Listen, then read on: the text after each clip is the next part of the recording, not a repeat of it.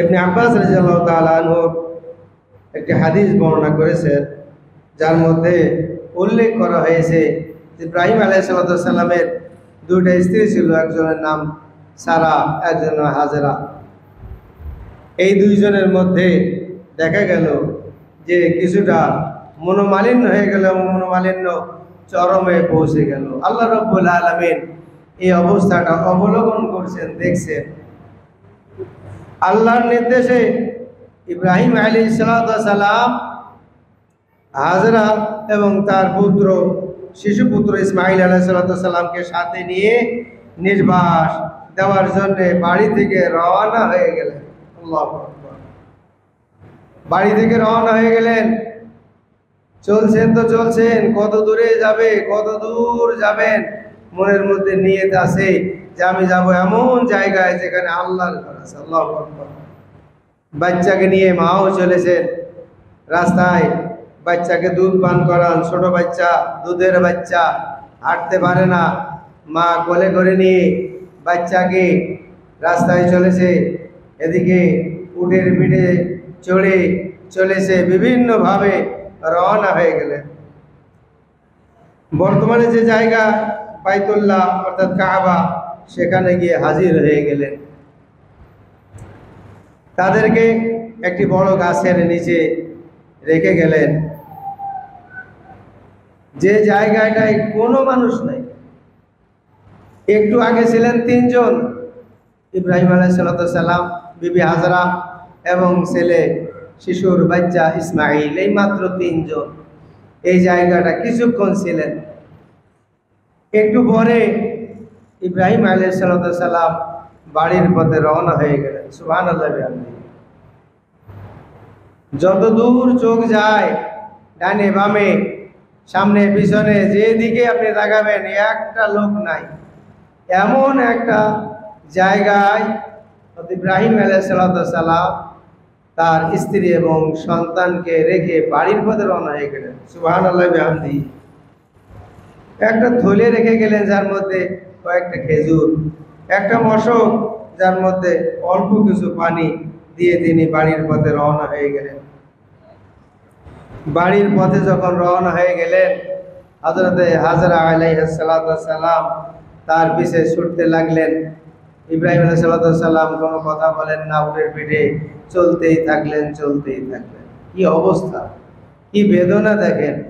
বৃদ্ধ বয়সের একটা বাচ্চা, তাও আল্লাহর নির্দেশে দিয়ে দিতে হবে বনবাসে, নির্বাসে দিতে হবে, যেখানে কেউ নাই, বাবাও নাই যে বাবার আশ্রয় সেখানে থাকবে। একজন, তার নাম হলো হাজরা আলাইহিস সালাম, তিনি হলেন মা। সেই মায়ের কাছে রেখে বাবা বাড়ির পথে রওনা হয়ে গেলেন। হযরত হাজরা আলাইহিস সালাম জিজ্ঞাসা করলেন, ইব্রাহিম, কার হুকুমে তুমি এখানে থুয়ে গেলে? তুমি যে আমাদেরকে এখানে রেখে যাচ্ছ, দেখবে কে? কার হুকুমে? এটা কি আল্লাহর নির্দেশ? ইব্রাহিম আলাইহিস সালাম ইশারা করলেন এবং বললেন যে হ্যাঁ, এটা আল্লাহর নির্দেশ। মাথা নাড়লেন, মাথা ঝুঁকাইলেন।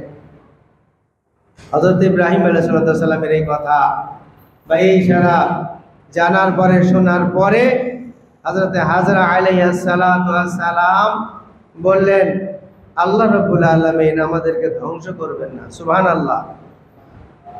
কোন জায়গায় ভাই? এ কি বাড়িতে, কোনো ফ্ল্যাট বাড়িতে রেখে গেলেন? না, এমন একটা জায়গা যেখানে কেউ নাই। এই মুহূর্তে আল্লাহর উপরে ভরসা করা, তাওয়াক্কালতু আলাল্লাহ, আল্লাহর উপরে তাওয়াক্কুল করা কত বড় ঈমানের কাজ। আল্লাহু আকবার। কত বড় ঈমান। স্বামী ছিলেন, তাও চলে যাচ্ছেন। আমি একজন মহিলা, আমার কাছে একটা ছোট্ট বাচ্চা যে এখনো দুধ খায়। তাহলে এই অবস্থায় ধৈর্য ধরা এবং আল্লাহর উপরে বিশ্বাস, আল্লাহর উপরে ঈমান, এ কোন ধরনের ঈমান? এজন্য আমরা যারা বর্তমানে ঈমানদার, হযরত হাজরা আলাইহিস সালামের যে ঈমান ছিল, সেই ঈমান আমাদের কাছে নাই। সেই ঈমান আমাদের কাছে নাই। আমরা ঈমানদার। বড় বড় লম্বা লম্বা নাম, লম্বা লম্বা হেডিং এ নাম লেখা হয়, কিন্তু ঈমান যদি মাপা হয় তাহলে একজন মহিলা হাজরা আলাইহিস সালাতু ওয়াস সালাম যে ঈমান ছিল ওই সময় যে কেউ নাই, দুদশ গ্রামের ভিতরে, দুদশ এলাকার ভিতরে কোনো বাড়ি নাই, ঘর নাই, লোক নাই, জন নাই, পশু নাই, পক্ষী নাই, কিছুই নাই, এমন একটা জায়গায় নির্জনে আমাকে ছেড়ে যাচ্ছেন বাড়িতে। তখন তিনি কি বললেন? আল্লাহ রাব্বুল আলামিন আমাদেরকে ধ্বংস করবেন না। সুবহানাল্লাহি ওয়া বিহামদিহি। কিভাবে বোঝাবো আমি যে হযরত হাজরা আলাইহিস সালাতু ওয়াস সালামের ঈমান কেমন ছিল, কেমন বলিয়ান ছিল, কেমন শক্ত ছিল, এবং আল্লাহর উপরে কি বিশ্বাস, অগাধ বিশ্বাস। কিন্তু কি বিশ্বাস! আল্লাহ রাব্বুল আলামিন তার ঈমানকে, আমলকে কবুল করুন। আমিন। আল্লাহ রাব্বুল আলামিন আমাদেরকেও তার ঈমান দেখে আমাদের ঈমান মজবুত করার তৌফিক দান করুন। আমিন। আল্লাহ আমাদের ধ্বংস করবেন না। হযরত ইব্রাহিম আলাইহিস সালাতু ওয়াস সালাম বাড়ির পথে রওনা হয়ে গেলেন। বাড়ির পথে রওনা হয়ে গেলেন। এবার যাইতে যাইতে যখন তিনি দুই পাহাড়ের মাঝখানে চলে গেলেন, এদিকে পিছনে স্ত্রী, পুত্র, এদের আর দেখা যায় না, এমন একটা গলিতে চলে গেলেন। ফিরে তো আর যাবেন না যে আরেকটু দেখে আসি, এই তো দেখা শেষ, আর কবে আসবো না আসবো আল্লাহ জানে। ওখানে গিয়ে আল্লাহর কাছে দোয়া করছেন, রব্বানা ইন্নী আসকানতু মিন যুররিয়াতি বিওয়াদিন গায়রি জি যারইন ইনদা বাইতিকাল মুহাররাম রব্বানা লিয়ুকিমুস সালাহ ওয়াজআল আফিদাতাম মিনান নাস তাহবি ইলাইহিম ওয়ারযুকহুম মিনাস সামারাতি লাআল্লাহুম ইয়াশকুরুন। এই দোয়া আল্লাহ রাব্বুল আলামিনের কাছে করলেন। যে আয়াতগুলো আমি আপনাদের সামনে তিলাওয়াত করলাম, অর্থ বললাম যে আমি আমার ছেলেকে, আমার বংশধরদেরকে এখানে রেখে গেলাম, আল্লাহ তুমি তাদেরকে রুজি রোজগার দিও, মানুষের অন্তরে এদের মহাব্বত দিও। এই দোয়া আল্লাহ রাব্বুল আলামিনের কাছে তিনি করলেন।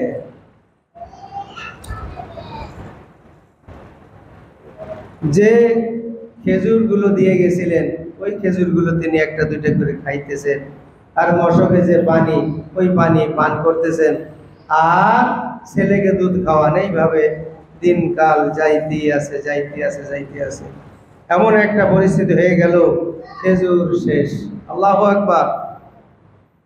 খেজুর শেষ হয়ে গেছে। পানি মশকে ছিল, পানিও শেষ হয়ে গেছে।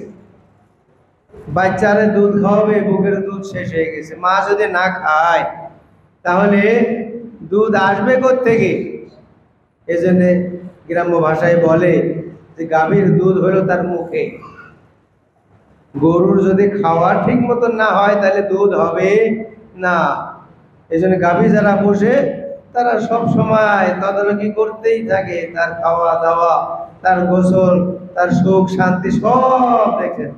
হযরতে ইব্রাহিম আলাইহিস সালাম আল্লাহর উপরে ভরসা করে তার স্ত্রী, তার পুত্র, দুধের বাচ্চাকে রেখে বাড়ির পথে রওনা হয়ে গেছেন। তো গেছেন, আল্লাহর কাছে দোয়া করে গেলেন।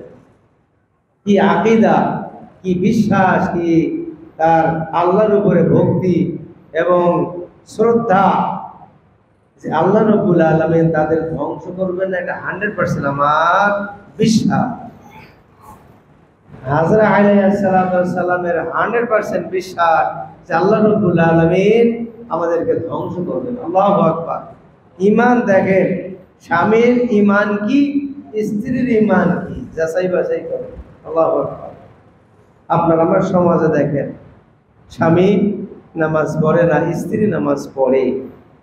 স্বামী নামাজ পড়ে, স্ত্রী নামাজ পড়ে না। স্বামী সুদখোর, ঘুষখোর, আছে না নাই ভাই? বিচিত্রময় স্বামী, বিচিত্রময় মহিলা, কত রঙের কত ঢঙের মানুষ, কত রঙের কত ঢঙের স্বামী এবং স্ত্রীর সম্পর্ক। আর তাদের উপরে দেখেন আল্লাহর উপরে কত বিশ্বাস এবং কত ভক্তি এবং ঈমান এবং ইতিকাদ, যে আল্লাহর উপরে ভরসা করে এমন জায়গায় চলে যাচ্ছে যেখানে কেউ নাই। এটা সম্ভব কিভাবে? ঠিক আছে, আপনি সফরে গেছেন, আপনার বাড়িতে আপনার ছেলে, আপনার স্ত্রীকে রেখে গেলেন, সমস্যা নাই, আশপাশের লোকজন আছে, আপনার বাড়িতে তালার ব্যবস্থা আছে, গেট আছে, কেসি গেট, এই যে তালা টালা দিয়ে থাকলে ইনশাআল্লাহ তারা ঠিক থাকবে। ফ্রিজ আছে, মাছ মাংস আপনি কিনে ভর্তি করে থুয়ে গেলেন, বাড়িতে চাউল ডাউল যা দরকার সব থুয়ে গেলেন। 1 মাসের জন্য হয়তো আপনি বাড়ির বাইরে কোথাও চলে গেলেন, 1 মাসের সব রুজি রোজগারের ব্যবস্থা করে আপনি চললেন।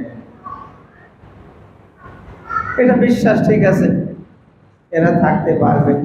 কিন্তু এমন এক জায়গায় তিনি রেখে আসলেন যে জায়গায় কেউ নাই, আবার একজন মহিলা, সঙ্গে একটা দুধের বাচ্চা।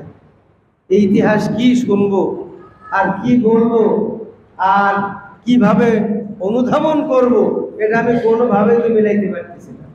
এ কোন ইতিহাস? ইতিহাস তো কত পড়লাম, এরকম ইতিহাস তো পড়ি নাই। ইতিহাস কত দেখলাম, এরকম ইতিহাস তো দেখি নাই। এ কোন ইতিহাস? আজ থেকে হাজার হাজার হাজার বছর পূর্বের সেই ইতিহাস। এখন মক্কায় গিয়ে দেখেন সেই ইতিহাসগুলো একেবারে নতুন চকচক চকচক করছে। হাজার হাজার বছর পুরাতন সেই ইতিহাসগুলো মক্কা শরীফে গিয়ে দেখেন, মক্কার ভূমিতে গিয়ে দেখেন, মনে হয়েছে যেন আজকের সেই নতুন তাজা ইতিহাস। ঠিক কিনা ভাই? লক্ষ লক্ষ মানুষ সেখানে উপস্থিত হয়ে গেছে, হাজির হয়ে গেছে। তাই বলছিলাম, খেজুর শেষ হয়ে গেছে, পানিও শেষ হয়ে গেছে, বাচ্চার দুধ খাওয়াবে, মায়ের দুধও শেষ। আল্লাহু আকবার। পানির পিপাসায় বাচ্চার বুক ধড়ফড় করছে, বাচ্চা ছটফট করতেছে। এই অবস্থায় মা কিভাবে ধৈর্য ধারণ করবে? মার কষ্ট মা সহ্য করে, 1 দিন 2 দিন 3 দিন, যত দিন পারে মরার আগ পর্যন্ত মা ধৈর্য ধারণ করে, মায়ের ধৈর্য ধারণ করে। বাবার ধৈর্য ধারণে একটু সমস্যা হলেও মায়ের ধৈর্য ধারণে কোনো সমস্যা হয় না বাচ্চার পক্ষে। ঠিক কিনা ভাই? বাচ্চার পক্ষে মায়ের সান্ত্বনা, মায়ের যে ধৈর্য, এ অকল্পনীয়। এটা কল্পনা করে পাওয়া যায় না। বুক ধড়ফড় শুরু হয়ে গেছে বাচ্চা, এমন অবস্থা যেন আত্মাটা বাইরে যায় যায় যায় যায়। ছোট বাচ্চা, সে যদি খাদ্য না পায়, দুধ না পায়, তাহলে পিপাসায় সে যেন যায় যায় অবস্থা, যায় যায় অবস্থা। বাচ্চাকে দেখে মা আর সহ্য করতে পারল না।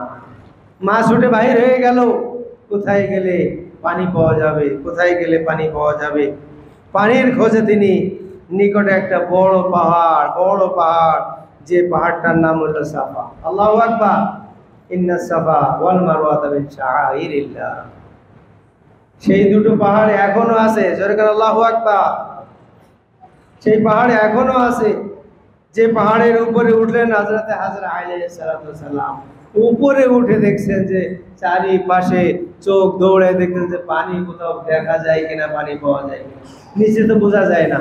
বড় পাহাড়ের উপরে গিয়ে উঠলেন যে এখানে গেলে হয়তো পানির খোঁজ পাওয়া যাইতে পারে। উঠলেন পাহাড়ের উপরে, একজন মহিলা মানুষ পানি খোঁজ করতে। অনেক সময় ঝর্ণা ধারা প্রবাহিত হয়, এদিকে হয়তো ঝর্ণা ধারা নাই, উপরে উঠে দেখি হয়তো ওই দিক দিয়ে পড়তেছে কিনা। এরপরে চারিপাশে দূর দূর দেখা যাবে। নিচে দাঁড়িয়ে যা দেখবেন, যদি আপনি 5-7 তলার উপরে ওঠেন তাহলে আরো দেখা যাবে। ঢাকা শহরে অনেক এলাকা আপনার চোখের সামনে এসে যাবে। ওই রকম হাজরা আলাইহিস সালাম চিন্তা করলেন, এই পাহাড়ের উপরে উঠি। এই পাহাড়ের উপরে উঠলে হয়তো পানির খোঁজ পাবো, দেখতে পাবো, দূর দূর দেখা যাবে। কিন্তু সাফা পাহাড়ের উপরে উঠেও কোনো খোঁজ না পেয়ে দেখলেন পাশে আর একটা পাহাড়, মারওয়া পাহাড়। এবার নেমে আস্তে আস্তে আস্তে আস্তে গিয়ে ওই পাহাড়ে উঠলেন। আল্লাহু আকবার। মহিলা মানুষ এই করতে করতে, ইন্নাস সাফা ওয়াল মারওয়াতা মিন শাআইরিল্লাহ, কোরআন সাক্ষী, সাফা এবং মারওয়া। হাজরা আলাইহিস সালাম 7 বার চক্কর দিলেন। কয়বার? 7 বার। এখনো যারা হজ করার জন্যে বাইতুল্লাহ যাবে তাদের কয়বার চক্কর দিতে হবে? 7 বার। এই সাফা মারওয়া এই চক্কর দিতে হবে 7 বার। সেই পুরাতন ইতিহাস, মা হাজরা আলাইহিস সালাতু ওয়াস সালামের সেই ইতিহাস আজকেও নতুন আঙ্গিকে যত মানুষ যাবে, ইতিপূর্বে যত মানুষ হজ করতে গেছে সবাই সাফা মারওয়া দৌড়াইছে, এখনো যারা বর্তমানে ওখানে আছে তারাও দৌড়াইতেছে, এই পরবর্তীতে যারা যাবে তারাও দৌড়াইতে থাকবে কিয়ামত পর্যন্ত। যত লোক যাবে হজ এবং উমরা করার জন্য তাদের সবাইকে এই কাজ করতেই হবে। সুবহানাল্লাহ, আল্লাহু আকবার। কি ইতিহাস! এ কোন ইতিহাস?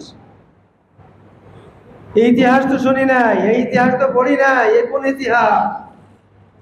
এইরকম ইতিহাস যে লক্ষ লক্ষ হাজার হাজার কোটি কোটি মানুষ এই নিয়ে ব্যস্ত সবাই। যদি কেউ মনে করেন না আমি এটা করব না, তাইলে হবে? হবে না। আপনাকে এটা করতেই হবে। দেশের প্রধান গেলেও করতে হবে, সাধারণ একজন মানুষ গেলেও ওই একই কাজ করতে হবে, কোনোটা কমানোর কোনো সুযোগ নাই। তো ভাইরা আমার, এইভাবে 7 চক্কর তিনি দিলেন একজন মহিলা। ভাইরা আমার, কিয়ামত পর্যন্ত এইভাবে চলতেই থাকবে। যখন কেউ হজ করবে তাকে এই 7 চক্কর দিতেই হবে, দিতেই হবে, দিতেই হবে। হযরত হাজরা আলাইহিস সালাতু ওয়াস সালাম যে উদ্দেশ্যে দিয়েছিলেন পানির খোঁজে, এখন হাজী সাহেব যারা যায় হজ করতে যায়, উমরা করে, তারা পানির খোঁজ না, কিন্তু যেহেতু আল্লাহর দরবারে তার এই আমলটা কবুল হয়ে গেছে, এই জন্যে যত লোক হজ করতে যাবে পানির খোঁজে তাদেরকে সাফা মারওয়ার চক্কর মারতে হবে না, এমনিতেই। সুবহানাল্লাহ। তার ইতিহাসকে জাগ্রত করার জন্যে যে একজন মহিলার ইতিহাস কি, আল্লাহু আকবার, কি করলো। আমাদের অনেক মহিলারা দেখেন এভারেস্ট বিজয় করে, পত্রিকায় নাম আসে, টিভিতে তার হেডলাইন থাকে, অমুক গ্রামের অমুক সমুক, এই সেই এই সেই, কয়েকদিন পরে মরে গেল, সব শেষ। হয়তো আরো একটু নামি দামি হলে হয়তো কাগজে বা বইয়ে তার নামটা থাকলো, কিন্তু এই যে যুগ যুগ হাজার হাজার হাজার হাজার হাজার হাজার বছর ধরে এই যে ইতিহাসটা চলছে, এরকম ইতিহাস দুনিয়ার কোন ইতিহাস সৃষ্টি হয় না। এটা চিরন্তন ইতিহাস, জীবিত ইতিহাস, এর মরণ নাই, এই ইতিহাসের মৃত্যু নাই। আল্লাহু আকবার। তাহলে হযরতে হাজরা আলাইহিস সালাতু ওয়াস সালাম যখন মারওয়া পাহাড়ের উপরে উঠলেন শেষ চক্করে, তখন আওয়াজ শুনলেন। আওয়াজ, আরে এখানে তো আশপাশে কাউরে দেখি না, আওয়াজ আসে কোত্থেকে, আওয়াজ কোত্থেকে আসে। সুবহানাল্লাহ। অনেক চিন্তা ভাবনা করে, অনেক গৌর ফিকির করে আওয়াজটা শুনছে, আওয়াজটা শুনছে। বললেন, আমি তো তোমার কথা বুঝি না, ভালোভাবে বলো। এরপরে মারওয়া থেকে নেমে আসলেন, কিছুক্ষণ আগে গিয়ে, কিছু দূর আগে গিয়ে দেখলেন যে পানির ফোয়ারা উঠছে।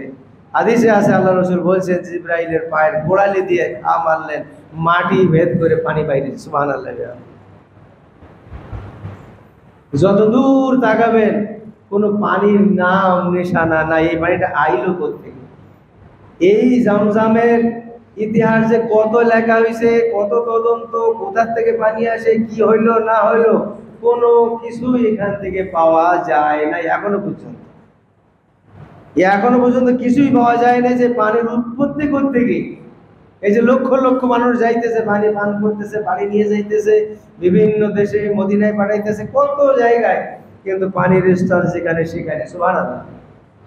সুবহানাল্লাহ বলবেন না? আল্লাহর রহমত, আল্লাহর মেহেরবানি। ওখানে গেলেই যারা গেছে তারা দেখে এবং তাদের বক্তব্যই যে জেলিয়ার জেলের যেভাবে ছিল এখন সেইভাবেই রয়েছে। এমনও হলো না যে এবার পানিটা কিছু কমে গেছে, হাজিদের পানির সমস্যা হয়েছে, তারা পানি পান করতে পারে নাই। আল্লাহ বলছেন জমজমের পানি যে নিয়েতে পান করবে তা সে নিয়ে পূরণ হয়ে যাবে। সুবহানাল্লাহ। যদি কেউ খাদ্য না পায়, দেখেন ইতিহাস ওখান থেকে সৃষ্টি হয়ে গেছে। মা হাজরা রাদিয়াল্লাহু তাআলা আনহা, খাদ্য নাই কিন্তু পানি, আল্লাহ রসুল বলে গেছেন। মা হাজরা রাদিয়াল্লাহু তাআলা আনহা অনেক আগের ঘটনা, আর আল্লাহ রসুল শেষ নবী, তিনি বলেছেন যদি কেউ খাদ্য পাইতেছে না কিন্তু সে জমজমের পানি পান করতেছে, তার খাদ্যের খিদা থাকবে না। সুবহানাল্লাহ।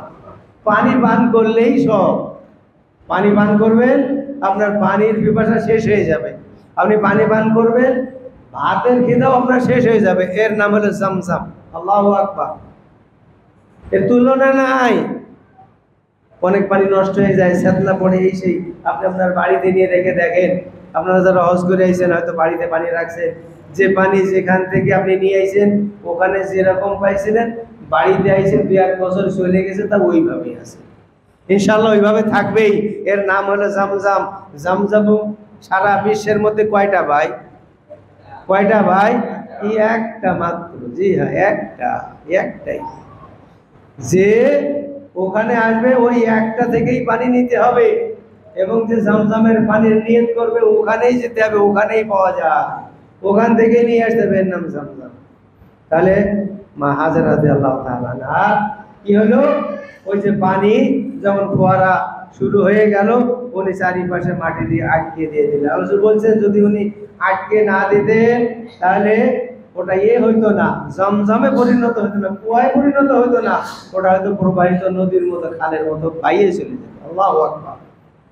তাহলে মা হাজেরা রাদিয়াল্লাহু তাআলা আনহা কি করলেন, ওই পানি মশক ভরতে শুরু করে দিলেন, মশকে ভরে রাখলেন, ওই পানি পান করা শুরু করে দিলেন। ওই পানি পান করলেন, নিজে তাজা হয়ে গেলেন, এখন বুকের দুধ শুরু হয়ে গেল, বাচ্চা খাইয়া শান্তি পেয়ে গেলেন। সুবহানাল্লাহ। আল্লাহর মেহেরবানি দেখেন, কি মেহেরবানি! ইতিহাস, এ কোন ইতিহাস! সারা দুনিয়ায় এলাকায় দেখা যায় না যে পানি পানি পানি, এক কোথায় পানি এসে গেল, কোথার থেকে যাইছে এই আশার উৎপত্তিটা আজ পর্যন্ত পাওয়া গেল না, যেটা পানি আসে কোথা। এলাকায় কোনো পুকুর নাই, কোনো নদী নাই, কোনো সাগর নাই, কিছু নাই ওই অঞ্চলে যে ওখান থেকে হয়তো চুয়াইছে কিছু আসবে। আশেপাশে খুঁজে দেখা গেছে যে শুকনা বালু, চারিপাশে খোঁজ করে দেখা গেছে শুকনা বালু, পানি সেচার চেষ্টা করেছে কিন্তু সেটা নিষ্কাশন করা যায় নাই। কোত্থেকে যে আসে এই ইতিহাস এখনো মানুষ পায় নাই, যে জমজম পানি কোত্থেকে আসে। আল্লাহু আকবার। এটা সরাসরি আল্লাহ রাব্বুল আলামিনের একটা মেহেরবানি, এটাই বলতে হবে আলহামদুলিল্লাহ। একজন নবীরে বাঁচাইছেন, নবীরে বাঁচানোর জন্য এত বড় ইতিহাস, এত বড় ইতিহাস। আল্লাহু আকবার। ইসমাঈল আলাইহিস সালামকে বাঁচানোর জন্য আল্লাহ রাব্বুল আলামিন পানির ব্যবস্থা করে দিলেন। কুন ফায়াকুন, আল্লাহ যা বলেন যখন বলে তাই হয়। আল্লাহর কোনো ওসিলার দরকার নাই। আল্লাহর কোনো কি দরকার নাই? ওসিলার দরকার নাই, যে পাইপ ফুটো আর না হলে সাবমার্শাল লাগাও, এই করো সেই করো, এইগুলোর প্রয়োজন নাই। আল্লাহ যা ইচ্ছা, যে মুহূর্তে ইচ্ছা, যা তিনি ইরাদা করেন তাই তিনি সম্ভব করে ফেলেন। তো ভাইরা আমার, আল্লাহ রাব্বুল আলামিন আমাদেরকে ওই সমস্ত নবীদের কার্যকলাপ যেগুলো দুনিয়াতে তারা রেখে গেছেন সেগুলোর জন্য আমরা বাস্তবায়ন করতে পারি। আল্লাহ রাব্বুল আলামিন আমাদেরকে তৌফিক দান করুন, আমিন।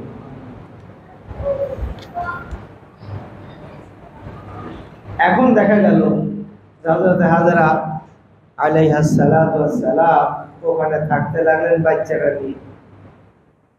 জরহুম কবিলার কিছু লোক ওই রাস্তা দিয়ে যাচ্ছিলেন, হঠাৎ করে দেখেন যে আকাশে কি উঠতেছে, পাখি উঠতেছে। তারা চিন্তা করলো এর আগেও তো এই রাস্তায় আমরা অনেকবার আসছি, অনেকবার, কিন্তু পাখি তো কোনোদিন দেখি নাই। পাখি ওই জায়গায় থাকে যেখানে পানির সন্ধান।